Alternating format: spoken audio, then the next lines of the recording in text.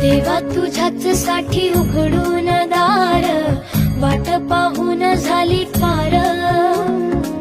चिंता हरून देवा थकला असणार, दे माझ्या खांद्यावर भार। थोडा इथं टेकून जा, घास खाऊन माझ्या हातातला। गणराया गणराया गणराया हो, गणराया गणराया। देवा तुझ्याच साठी उघडून दार, वाट पाहून झाली पार। चिंता हरून देवा थकला असणार, दे माझ्या खांद्यावर भार।